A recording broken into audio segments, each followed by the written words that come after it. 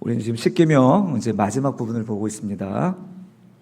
사랑하는 성도 여러분, 우리나라 사람들이 집을 구할 때 가장 고려하는 부분이 있습니다. 가장 선호하는 부분이 있습니다. 바로 남향집입니다. 그런데 요즘 이제 인터넷이나 또 부동산 시장에서 남향이나 동향집 이런 것보다 더 인기 있고 사람들이 마음 설레게 하는 집이 있습니다. 바로 남의 집입니다. SNS를 통해서 그 집은 얼마고 그 집의 인테리어는 어떻고 하면서 들여다보면서 부러워하기도 하고 참고하기도 하고 그렇죠. 우스갯소리로 우리가 가장 통제하기 힘든 신체 부위가 있다고 합니다. 우리의 머리도 아니고요, 우리 심장도 아니고 이웃이 땅을 살 때 살살 아파오는 위장이라고 합니다. 그렇죠? 괜찮았다가 갑자기 배가 살살 아파오면서 화장실에 가서 묵상하죠. 요즘 엄청난 양의 영상과 SNS를 가지고 시간들을 보내기 일쑤입니다. 그러면서 우리들은 끊임없이 이웃의 포장된 삶을 들여다보고 있습니다. 그리고 비교라는 질병을 대부분의 사람들이 가지고 살아가고 있는 것 같습니다. 남보다 조금 더 나으면 교만해지기 일쑤고 나보다 조금 부족하면 열등감에 비참해지는 삶을 사는 거죠. 이런 쳇바퀴 속에서 우리의 영혼은 자꾸 쪼그라들어 가는 것은 아닌가 하는 그런 염려가 있습니다. 오늘 우리가 컨트롤할 수 없는 이 탐심에 대한 주제로 말씀을 나누고자 하는데요. 오늘 읽은 출애굽기 20장 17절의 말씀은 이제 10계명의 마지막 대미를 장식하는 10번째 계명입니다. 내 이웃의 집을 탐내지 마라라는 것이죠. 이 계명이 중요한 것은 두 가지 메시지가 있습니다. 첫 번째는 겉으로 드러나는 모든 죄, 거짓말하고 도둑질하고 간음하고 살인하고 하는 겉으로 드러나는 죄들의 뿌리가 바로 우리 마음에 있다는 것입니다. 마음에서 시작된다는 것입니다. 또 하나는 하나님은 우리의 외적인 행동을 넘어서 우리의 동기, 우리의 마음의 중심을 살펴보시는 분이라는 것이 이 10번째 계명에 담겨 있는 것입니다. 예수님도 이런 말씀하셨죠. 마태복음 15장 19, 20절의 말씀입니다. 같이 읽을까요? 시작. 마음에서 나오는 것은 악한 생각과 살인과 간음과 음란과 도둑질과 거짓 증언과 비방이니 이런 것들이 사람을 더럽게 하는 것이요. 예수님은 지금 말씀하실 때 10계명의 말씀을 쭉 나열하는 건데 이것이 어디로부터 비롯됐다고요? 마음으로부터 비롯됐다라고 말씀하고 있는 것입니다. 그래서 예수님께서 이런 말씀하셨죠. 내 마음에 음욕을 품으면 뭐라고요? 이미 간음했다라고 얘기하는 것입니다. 내 형제에 대하여 노하고 미워하면 이미 살인했다라고 말씀하시는 거예요. 참 놀라운 말씀 아닙니까? 고대 근동, 아니 오늘날에도 인간의 마음을 법으로 규정하는 법은 없습니다. 그렇죠? 그 마음의 동기가 너 이랬으니까 너 징역 몇 년 이렇게 하지 않잖아요. 인간의 내면에 재판할 수 있는 재판관은 세상에 없기 때문에 그렇습니다. 오직 이스라엘의 하나님, 여호와 하나님만이 우리의 내면의 동기를 법으로 규정하실 수 있는 분이시죠. 그러므로 오늘 우리가 살아갈 때 하나님은 우리의 어떤 면을 보시냐면 겉으로 드러나는 너 사기치지 않았다, 나 거짓말이 하지 않았다, 뭐 누군가 살인하지 않았다 이런 것에 있는 것이 아니라 그 내면의 그 중심을 우리 주님이 보신다는 사실을 기억하셔야 된다는 것입니다. 우리가 하나님 말씀이 어디서부터 순종해야 되고 어디서부터 비롯되어야 되는지를 보여주는 계명이 바로 10번째 계명인 것입니다. 왜 하나님은 이렇게 우리의 마음의 동기까지 살피시면서 이 계명을 주십니까? 바로 우리가 하나님의 백성으로서 하나님의 백성답게 살게 하기 위한 것입니다. 세상 사람들이 그리스도인들을 싫어하는 이유가 뭔지 아세요? 그들이 하나님을 믿는다고는 이야기하지만 그들이 맺는 열매가 사기이고 거짓이고 위선이기 때문이 아니겠습니까? 사람들은 명확하지는 못하지만 우리들의 모습, 말하는 모습과 행동을 통하여서 우리 내면의 동기를 들여다볼 수가 있는 거예요. 하나님의 백성답게 살아가는 삶은 우리 중심으로부터 비롯된 하나님 말씀에 붙들린 삶이란 사실입니다. 오늘 17절에 나오는 이웃의 집은 단순히 건물이 아닙니다. 이웃의 전부입니다. 가정과 생계와 그들의 존재 전체를 바로 이웃의 집이라고 말하는 것입니다. 그러므로 이웃의 집을 탐내지 말라고 하는 것은 이웃의 존재 자체를 귀하게 여기라는, 그래서 함께 공동체로 살라고 하시는 하나님의 명령인 것입니다. 오늘 이 말씀을 통해서 우리가 하나님 믿는 백성으로, 하나님 믿는 자녀로 우리가 어떻게 살아가는 것이 옳은 것인가, 우리가 깊이 성찰하는 시간이 되어지기를 간절히 바랍니다. 먼저 첫 번째, 하나님은요, 같이 읽어볼까요? 시작. 하나님은 인간의 가장 깊은 내면의 동기를 감찰하시는 분이십니다. 아멘. 앞서 말씀드린 대로 10계명의 다른 계명들은 인간의 행동들이 드러나는 거죠. 살인하지 말라, 간음하지 말라, 도적질하지 말라, 거짓말하지 말라, 이런 겉으로 드러나는 행동들을 다룹니다. 그러나 아까 말씀드렸던 대로 이 10번째 계명은 우리의 내면을 들여다보는 계명이기 때문에 이 10번째 계명 앞에 섰을 때 우리는 마치 발가 벗겨지는 듯한 그런 느낌을 지울 수가 없는 거죠. 나는 거짓말하지도 않았고 살인하지도 않았고 나는 누구에게 간음 음욕을 품지도 않았는데 이라고 떳떳하게 이 자리에 앉아 있는데 갑자기 10번째 계명을 여러분 앞에 딱 들이대면은 이제 꼼짝 말아가 되는 거죠. 내 속을 들여다보고 있는 하나님 앞에서 찔끔찔끔 오금이 저리는 거죠. 내 속에 탐심이 겉으로 닿으면 어떻게 해야 될까요? 저도 마찬가지입니다. 내 속에서 일어나고 있는 이 탐심이 여러분에게 보여지면 전 이 자리에 설 수 없을 만큼 그런 연약한 인간이라는 것을 여러분 고백하지 않을 수가 없습니다. 저라고 뭐 완전한 사람입니까? 만약에 이것이 여러분에게 조금이라도 더 들키면 아마 이 자리에 남아 계실 분 아무도 없을 것 같아요. 오늘날 한국교회가 점점 떨어진, 실추하는 이유가 뭡니까? 바로 이런 위선을 갖고 있기 때문이 아니겠습니까? 이 탐심이 눈에 보이게 나타나기 때문이 아니겠습니까? 오늘 본문에 쓰이는 이 탐내다라는 이 단어는요, 그냥 단순히 부러워하는 정도를 말하는 게 아닙니다. 그것을 내 것으로 만들고야 말겠다고 하는 그런 집착을 탐심이라고 얘기하는 거예요. 그러니까 세상 사람들이 그리스도인과 다투고 법적으로 다투고 싸울 때 어떤 말을 합니까? 믿는 사람들이 더해, 이런 얘기 하잖아요. 그러니까 엄청난 집착으로 세상 사람과 다를 바 없는 기준으로 살아가고 있음을 사람들은 보는 거죠. 에덴 동산에서 하와가 선악과를 보았을 때 먹음직스러웠습니다. 그것은 먹음직스러울 수 있어요. 그렇죠? 그건 우리의 욕구이니까요. 그러나 그 욕구를 넘어서 이게 탐스럽게 보이기 시작했습니다. 바로 탐스럽게 보이기 시작하는 순간에 죄가 시작된 것입니다. 여러분, 이 욕구와 욕망의 차이를 아십니까? 욕구와 욕망. 어떤 게 나쁘다고 생각하세요? 욕구가 나쁩니까? 아니면 욕망이 나쁩니까? 그렇죠. 욕망이 나쁘죠. 욕구는 자연스러운 겁니다. 우리의 생존과 우리의 필요에 따른 생존과 일상을 위해서 꼭 필요한 것이 욕구입니다. 배가 고프면 어떻게 해요?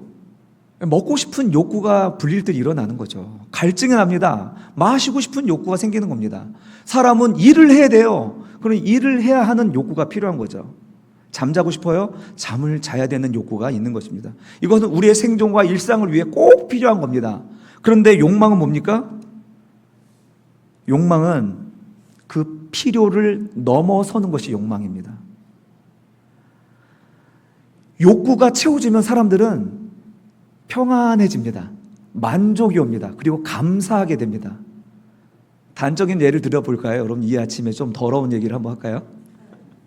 막 급하게 화장실에 가야 돼요. 그때는 엄청난 욕구가 발동이 걸리죠. 그리고 막 뜀박질하듯이 화장실로 달려갑니다. 막 발을 동동거리면서 혹시 앞에 누가 있으면 어떨까 하는 걱정으로 문을 두드렸는데 안에서 똑똑 하지 않아서 다행입니다. 그리고 들어가서 시원하게 흘려보냅니다. 그때 그 표정 여러분 상상이 가십니까? 예, 만족과 평안입니다. 그 냄새가 나는 것 같아요. 그런데 욕망은 그렇지 않다는 것입니다. 욕망은 채워도 채워지지 않는다는 겁니다. 채워도 채워지지 않는 게 욕망이에요. 먹고 싶은 욕구를 넘어서면 더 먹고 싶으면 그게 뭡니까? 식탐입니다. 식탐. 일하고 싶은데 그 일하고 싶은 욕구를 넘어서 일하고 투잡 쓰리잡 하면은 그게 탐심입니다. 내 생존을 위해서, 내 일상의 안정을 위해서 내가 투잡 쓰리잡 하는 게 무슨 죄겠습니까? 그런데 그것이 충분한데도 투잡 쓰리잡 몸을 갈아내면서 뼈를 갈아내면서 그 내 부족하지 않은데 더 그 내 마음속에 있는 욕망을 채워 넣기 위해서 일하는 것, 이게 탐심이란 것이죠. 밑빠진 독과 같은 것입니다. 미국의 그 유명한 카네기라는 사람이 이런 유명한 말을 남겼습니다. 기자가 당신은 얼만큼 더 벌어야 만족할 수 있습니까? 이렇게 기자가 물었더니 뭐라고 얘기한지 아세요? 아주 유명한 말이에요. 조금만 더라는 말입니다. 조금만 더. 정말 세상 갑부인데도 그가 추구하는 것은 조금만 더라는 것입니다. 욕망은요, 마치 밑빠진 독과 같아서 계속 내가 채워야 할 것 같은 환영에 사로잡히게 되는 거예요. 계시록에 보면 마귀가 어디서 나오고 어디로 들어갔는지 혹시 아십니까? 무저갱입니다. 맞습니다. 무저갱이란 뜻은 바닥이 없는 갱도란 뜻입니다. 바닥이 없는, 끝도 없는, 밑이 안 보이는 그런 바닥이 무저갱이라고 하는 것이죠. 마귀의 세상이 바로 그와 같다는 것입니다. 마귀의 세상이 채워도 채울 수 없는 그런 곳이 무저갱인 것입니다. 제가 개척하면서 투잡을 했습니다. 전 제가 한 일이 부끄럽지 않습니다. 그래서 당당히 얘기하는데 오토바이로 배달하면서 이 집 저 집을 돌면서 아르바이트를 했습니다. 어느 정도 익숙해지니까 한 200여만 원이 벌어지더라고요. 어느 정도 또 좀 더 열심히 하면 400만 원도 벌겠더라고요. 이러다 보니까 가장 바쁜 주말, 토요일과 주일 저녁에도 나가면 괜찮겠는데 하는 유혹이 오더라고요. 이게 탐심입니다. 이게 탐심. 그런데 그렇게 벌어도 월 초가 되면 어떻게 됩니까? 여러분 어떻게 되죠? 제로가 돼요. 다 사라져 버려요. 없어져 버려요. 무슨 무슨 요금, 무슨 학원비, 식비, 등록비, 이자 비용 이런 거 내면은 열심히 한 달을 돌고 돌았는데 월 초만 되면 다시 제로가 되는 거예요. 바닥이 보이지 않는 거예요. 이게 끝없이 계속 무한 반복한다는 느낌이 드는 순간에 가슴이 탁 막혀오는 거예요. 여러분 어떠세요? 저는 300~400만 원짜리 무저갱에서 막 뱅글뱅글 돌았는데 여러분들은 어떠세요? 좀 많이 버십니까? 중소기업을 운영하십니까? 여러분 정도의 차이는 있을지 모르지만 세상의 모든 사람들은 바로 이 무저갱에서 사는구나라는 것을 깨달았습니다. 이게 마귀의 실체이고 마귀의 세상이구나. 우리는 바닥이 보이지 아니하는 지옥에서 우리가 살아가고 있구나. 돌고 또 돌고 한없이 무한 반복하는 세상 속에서 그것이, 그 구멍이 클수록 그게 자랑인 양 우리가 살아가는 것입니다. 저는 이 300~400만 원의 무저갱이었다면 어떤 사람들은 몇 천만 원의 무저갱이겠죠. 저는 5명의 가족을 챙기느라고 돌고 돌았지만 어떤 사람은 수많은 사람들을 책임지느라고 사장이란 이름으로 그렇게 돌고 돌겠지요. 근데 그게요, 이제 그 순간 어떻게 보이냐면 무거운 책임과 짐으로 보이기 시작했습니다. 무거운 짐을 지고 살아가는 삶이구나. 여러분 그렇게 이해가 되니까 어떻습니까? 돈이 많고 힘이 많고 능력이 많은 사람들이 부러운 것이 아니라 측은해지기 시작했습니다. 얼마나 큰 짐을 살아가고 있는가. 이 엄청난 군더기를 메우며 살아가는 것이 얼마나 피곤하고 힘들까라는 생각이 드는 거예요. 그저 내일은 해가 뜰 거라는 그런 희망 고문을 당하면서 웃으면서 죽어가는 인생이 우리가 아닌가 하는 생각이 드는 거죠. 여러분은 어떠십니까? 많은 것을 가진다는 것은, 소유하는 것은 큰 책임을 따르고 무거운 짐입니다. 그런데 인간은 왜 이토록 더 소유하려고 하고 더 축적하려고 하고 남의 삶을 탐내려 하는 것일까요? 우리 안에 채워지지 아니하는 영적인 결핍이 있기 때문입니다. 또한 이 탐욕의 문제는요, 자기 자신만이 아니라 다른 이웃들에게도 위험에 빠뜨린다는 것입니다. 이웃의 집, 이웃의 아내, 이웃의 소유를 탐내는 순간 우리는 어떻습니까? 타인은 나와 함께 살아가는 인격적인 존재가 아니라 나의 결핍을 채우기 위한 수단과 도구로 전락하는 거예요. 그 사람을 존귀히 여기지 못합니다. 살인하지 않고 도둑질하지 않았다 해도, 도덕적으로 살았다 해도 우리가 속으로 탐욕적인 마음 때문에 질투하고 그래서 사람들을, 이웃들을 끌어내리려 한다면 하나님 앞에서는 그것은 이미 큰 끔찍한 죄인이라는 것을 이 10번째 계명을 통해서 우리에게 말씀하고 있는 것입니다. 이 10번째 계명은 그래서 오늘 우리들을 벌하고 우리를 죽이시기 위해서 이 계명을 주신 게 아니라 우리의 영혼이, 우리의 삶이 밑빠진 독과 같아서 세상의 그 어떤 소유나 타인의 인정함으로도 결코 채울 수 없는 그런 삶이라는 것을 깨닫게 하시려고 이 마지막 10번째 계명을 우리에게 주신 것입니다. 사랑하는 성도 여러분, 내 힘으로 욕망의 무적행을 채우려 하는 이 헛수고를 우리가 멈췄으면 좋겠습니다. 이웃을 질투의 대상이나 경쟁의 대상이나 도구로 삼는 그 모든 시도들을 멈춰야겠습니다. 우리의 텅 빈 영혼은 스스로 무엇인가 쟁취할 때가 아니라 위로부터 주어지는 은혜를 받을 때 비로소 채워지는 것인 줄로 믿습니다. 우리는 위로부터 주어지는 은혜로 채울 수 있는 삶입니다. 여러분, 이 끝없는 갈증을 멈추게 하시는 것은 그렇다면 누구겠습니까? 한번 같이 읽겠습니다. 두 번째, 시작. 하나님이 우리의 유일한 공급자가 되신다는 것입니다. 아멘. 하나님이 우리의 유일한 공급자가 되신다는 겁니다. 시내산 아래에 서 있던 이스라엘 백성들을 보십시오. 그들은 누구냐면 어제까지만 해도 애굽의 노예였습니다. 노예에게 무슨 소유가 있습니까? 소유라는 게 없습니다. 그들은 소유가 없는데 이제 막 자유인이 되었습니다. 근데 자유인이 되면 뭐합니까? 가진 게 아무것도 없어요. 당장 먹을 것도 없는 것입니다. 이런 결핍과 불안한 상황 속에서 하나님은 이스라엘 백성들에게 무엇을 주시냐면 하늘에서 만나를 우리에게 내려주셨다는 것입니다. 이것은 오늘 우리들을 향한 하나의 상징적인 것이죠. 하나님의 백성은 무엇으로부터 공급받느냐면 위로부터 공급받는다는 사실을 이 만나를 통해서 가르쳐 주는 거죠. 만나가 어떻습니까? 이 만나를 하나님께서 주시면 하루치를 거두어서 우리가 하루를 견디며 먹고 살아갑니다. 그런데 이틀치, 3일치를 거두면 어떻게 되죠? 남은 만나는 썩고 벌레가 나서 못 먹습니다. 냄새가 나서요.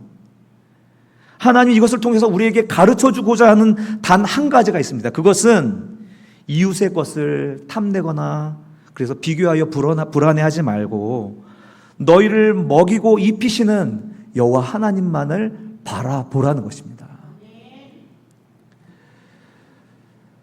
사랑하는 성도 여러분, 우리가 예수를 믿고 하나님을 믿는다면서도 여전히 우리가 남의 것을 곁눈질하면서 탐내는 진짜 이유가 무엇이겠습니까?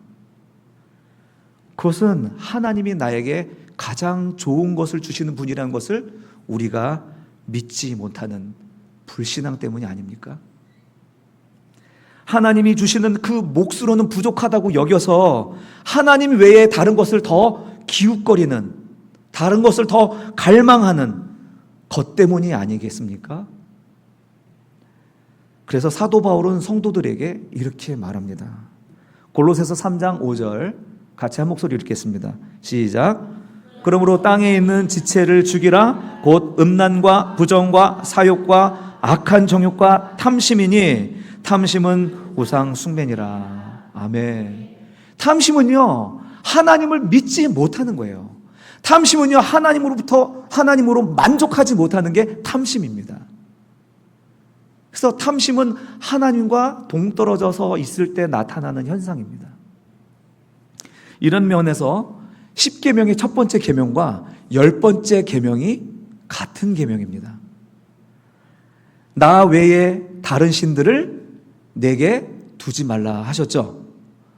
다시 말하면 뭐냐면 10계명의 첫 번째 계명은 하나님만 예배하라라는 말입니다. 그렇죠? 10번째 계명, 탐내지 말라는 이 계명은 하나님으로만 만족하라라는 말입니다. 같은 말입니다. 같은 말. 이 1계명과 10계명이 다른 모든 계명을 세우는 그런 기둥과 같은 역할을 하고 있습니다. 사랑하는 성도 여러분, 하나님이 오늘 우리들에게 주시는 계명이 바로 이것입니다. 여러분, 하나님으로 만족하고 있습니까? 하나님만 예배하는 자는 하나님으로만 만족하는 사람이라고 이야기하고 있습니다. 세상 사람들은요, 소유가 줄어들면 인생이 끝난 것처럼 절망하고 불안해합니다. 그러나 하나님을 아버지로 모신 성도는 세상과 전혀 다른 고백을 할 줄 압니다.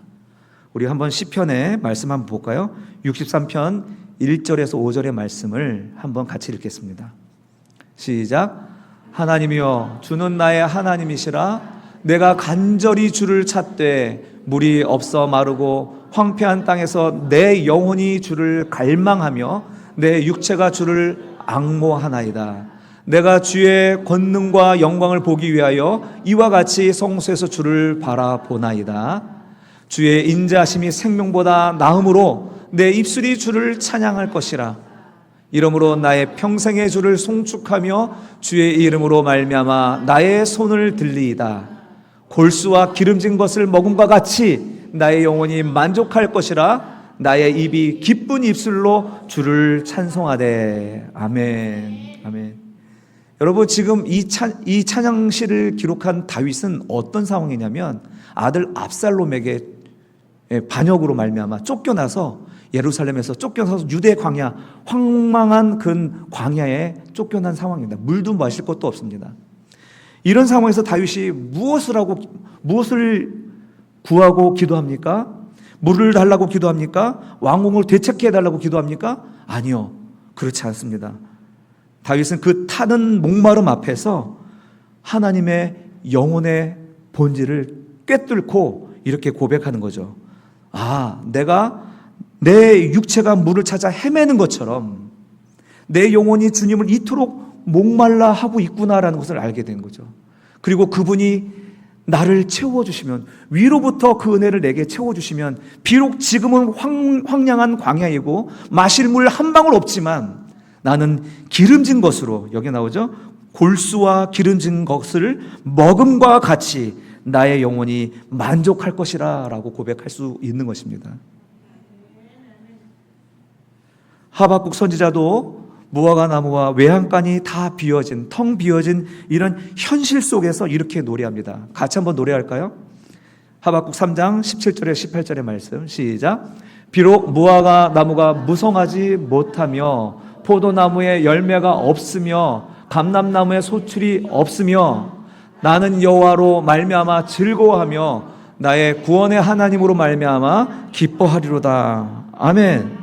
여러분, 인생의 참된 본질을 알고 어디서 내가 구해야 할지를 아는 사람이 부르는 노래입니다. 비록 내 인생에 있어서 없으며 못할지라도 나는 여호와로 말미암아 기뻐하리로다. 왜냐하면 그분이 나의 유일한 공급자이시기 때문입니다. 사도 바울도 같은 고백을 합니다. 빌립보서 4장 11절에 13절 같이 읽어봅시다. 시작. 내가 궁핍함으로 말하는 것이 아니라 어떤 형편에든지 나는 자족하기를 배웠노니 내게 능력 주시는 자 안에서 내가 모든 것을 할 수 있느니라. 아멘. 사도 바울이 이 말을 어디서 하신 줄 아십니까? 감옥에, 축축한 감옥 바닥에서 이 말을 하는 거예요. 여러분, 이런 상황에서 여러분 이렇게 하나님께 노래할 수 있습니까? 사도 바울이 바로 이렇게 고백할 수 있었던 것은 나의 공급자가 누구인지, 나를 충만하게 채울 분이 누구인지 알기 때문에 이런 고백을 하는 것입니다. 그래서 내게 능력 주시는 자, 우리 한번 같이 한번 고백할까요? 시작. 내게 능력 주시는 자 안에서 내가 모든 것을 할 수 있느니라. 아멘. 이게 우리의 고백이어야겠습니다. 우리 탐심을 내려놓으면 이 고백이 우리 안에 들어옵니다. 세상을 바라보는 눈이 바뀝니다. 만족할 수 있습니다. 세상이 아무리 흔들어도, 파도가 밀려와도, 어려움이 닥쳐도 그 황량한 사막 가운데에서 노래했던 것처럼, 감옥 차가운 바다 가운데서 노래했던 것처럼 우리도 내게 능력 주시는 자 안에서 내가 모든 것을 할 수 있습니다라고 고백할 수 있습니다. 그러나 이제 우리 솔직하게 이야기하면 우리의 현실은 어떻습니까? 진리를 머리로는 이렇게 잘 알고 있지만 또 그런 상황이 오면, 금전적인 문제를 만나면, 또 남들이 화려하고 막 잘 되는 모습을 보면 또 비교하는 마음이 막 생기잖아요. 그때 또다시 초조해지고 불안해지고 또 탐욕의 유혹에 눈이 떠지는 거죠. 하나님으로만 만족해야지, 오늘 예배 시간에 딱 결단했는데 또 가면 또 내 힘과 의지로 이 지독한 탐심의 뿌리를 도무지 끊어낼 수가 없는 겁니다. 어떻게 해야 합니까? 어떻게 이것을 끊어낼 수가 있습니까? 세 번째, 우리 같이 한번 읽겠습니다. 시작. 예수님은 자기 비움을 통해 우리의 탐심을 끊어내 주셨습니다. 할렐루야. 바로 예수님입니다. 이 탐심을 끊을 수 있는 유일한 길은 예수밖에 없습니다. 예수가 어떻게 해요? 뭐 어쩌라고요? 그분이 우리를 위하여 지신 십자가를 바라보는 것입니다. 그 십자가를 계속 묵상하고 바라볼 때 우리의 탐심이 극복되는 것입니다. 사랑하는 성도 여러분, 성경 전체의 역사를 보면 첫 번째 아담은 그 탐심으로 말미암아 그 모든 것을 잃어버렸습니다. 하나님께서 아담에게 주신 그 모든 것들 다 누리게 하셨지만 누리지 못하는 그 단 하나 때문에 탐심이 일어나게 되었고, 그 탐심으로 말미암아 그 모든 것을 잃어버린 것이 아닙니까? 그 탐심 때문에 사망과 결핍의 무저갱이 열린 것이 아닙니까? 그런데 이 끔찍한 탐욕의 역사를 예수 그리스도가 오셔서 끊어버리신 것입니다. 사도 바울은 이 예수에 대해서 이렇게 묘사합니다. 빌립보서 2장 6절에서 7절 같이 읽겠습니다. 시작. 그는 근본 하나님의 본체시나 하나님과 동등됨을 취할 것으로 여기지 아니하시고 오히려 자기를 비워 종의 형체를 가지사 사람들과 같이 되셨고. 아멘. 여기서 취할 것으로 여기지 아니하셨다라는 말은요, 무엇인가를 움켜쥐고 강탈하거나 빼앗아 내 것으로 삼는다는 건데 주님은 그렇게 하지 않으셨다라고 말합니다. 오히려 자기를 비워내다, 케노시스, 자기를 비워내심으로 예수님은 남의 것을 탐내고 빼앗는 탐심의 제국에 오셔서 철저하게 자기를 부정하고 자기를 비우는 방식으로 십자가에 오르셔서 우리의 탐심을 제거하셨다는 것입니다. 탐심이 제거되었다라고 선언하는 것입니다. 탐심이 제거된 현장이 바로 십자가라는 거예요. 그러니 오늘 십자가를 바라볼 때 우리에게 말씀하시는 게 뭡니까? 너희 안에 탐심은 제거되었다. 하나님의 백성답게 살아라 라고 말씀하시는 것입니다.